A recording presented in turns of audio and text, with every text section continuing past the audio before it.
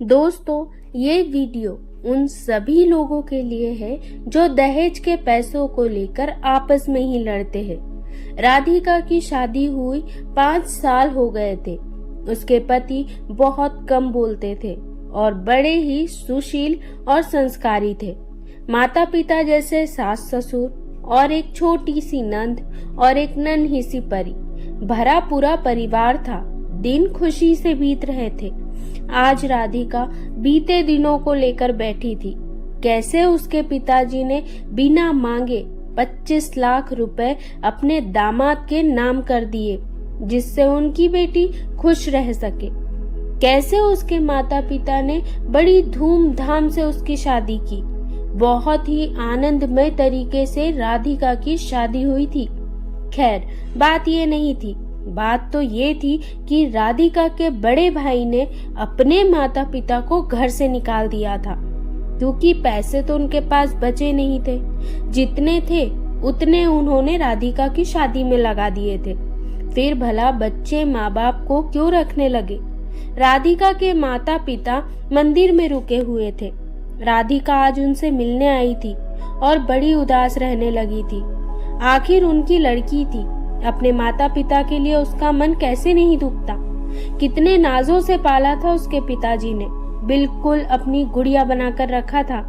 आज वही माता पिता मंदिर के किसी कोने में भूखे प्यासे पड़े थे। राधिका अपने पति से बात करना चाहती थी। वो अपने माता पिता को घर ले आए, पर वो हिम्मत नहीं कर पा रही थी, क्योंकि उसके पति कम बोलते थे और अधिकतर वो चुप ही रहते थे। जैसे तैसे रात हुई और राधिका का पूरा परिवार टेबल पर खाना खाने बैठा। राधिका की आंखें सहमी हुई थी। उसने डरते हुए अपने पति से कहा, सुनिए जी, भैया भाभी ने मम्मी पापा को घर से निकाल दिया है। वो मंदिर में पड़े हैं। आप कहे तो उन्हें घर ले आऊं। राधिका के पति ने कुछ नहीं कहा और खाना खत्म कर सीधे कमरे में चले गए। सब लोग अभी खाना खा ही रहे थे, पर राधिका के मुंह से एक भी निवाला नहीं उतरा था। उसे बस यही चिंता सता रही थी कि अब क्या होगा। उन्होंने भी कुछ नहीं कहा। राधिका रुहासी सी आंख लिए सबको खाना परोस रही थी। थोड़ी देर बाद राधिका के पति कमरे से बाहर आए और राधिका के हाथों में नोटों का बंडल देते हुए कहा, इससे मम्मी पापा के लिए एक घर खरीद दो और उनसे कहना वो किसी बात की फिक्र ना करे, मैं हूँ। राधिका ने बात काटते हुए कहा, आपके पास इतने पैसे कहाँ से आए जी? राधिका के पति ने कहा, ये तुम्हारे पापा के दिए हुए ही पैसे हैं। मेरे नहीं थे, इसलिए मैंने हाथ तक नहीं लगाए। वैसे भी उन्होंने मुझे ये पैसे जबरदस्ती दिए थे। शायद उन्हें पता था एक दिन ऐसा आएगा। राधिका के सास ससुर अपने बेटे को गर्व भरी नजरों से देखने लगे और उनके बेटे ने भी कहा, मम्मी जी बाबूजी सब ठीक है ना?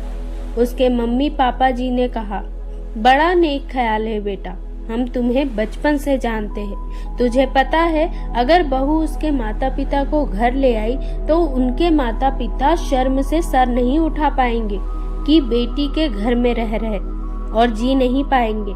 इसलिए तुमने अलग घर दिलवाने का फैसला किया है। और रही बात दहेज के पैसों की, तो हमें कभी इसकी जरूरत नहीं पड़ी, क्योंकि तूने हमें कभी किसी की चीज की कमी ही नहीं महसूस होने दी। खुश रहो बेटा, कहकर राधिका और उसके पति को छोड़कर सब सोने चले गए। राधिका के पति ने फिर कहा, अगर तुम्हें और पैसों की जरूरत हो तो मुझे बताना, और अपने माता पिता को बिल्कुल मत बताना कि घर खरीदने के पैसे कहाँ से आए। कुछ भी बहाना कर देना, वरना वो अपने आप को दिल ही दिल में कोसते रहेंगे। चलो अच्छा, अब मैं सोने जा रहा, मुझे सुबह दफ्तर भी जाना है। राधिका का पति कमरे में चला गया और राधिका खुद को कोसने लगी। मन ही मन उसने न जाने क्या क्या सोच लिया था कि मेरे पति ने दहेज के पैसे लिए हैं, क्या वो मदद नहीं करेंगे? करना ही पड़ेगा, वरना मैं भी उनके माँ बाप की सेवा नहीं करूंगी। राधिका समझ चुकी थी कि उसके पति भले ही कम बोलते हैं, पर उससे ज्यादा कहीं समझते हैं। राधिका उठी और अपने पति के पास गई माफी मांगने उसने अपने पति को सब बता दिया। उसके पति ने कहा, कोई बात नहीं, तुम्हारी जगह अगर मैं होता तो मैं भी यही सोचता। राधिका की खुशी का कोई ठिकाना नहीं था। एक तरफ उसके माँ बाप की परेशानी दूर हो गई और दूसरी ही तरफ उसके पति ने उसे माफ कर दिया था। राधिका खुश और शर्माते हुए अपने पति से कहा, क्या मैं आपको गले लगा लूं? उसके पति ने उसे छेड़ते हुए कहा, मुझे अपने कपड़े गंदे नहीं करना, और दोनों हंसने लगे। और शायद राधिका को अपने कम बोलने वाले पति का ज्यादा प्यार समझ आ गया। दोस्तों, कहानी आपको कैसी लगी कमेंट करके जरूर बताएं। धन्यवाद।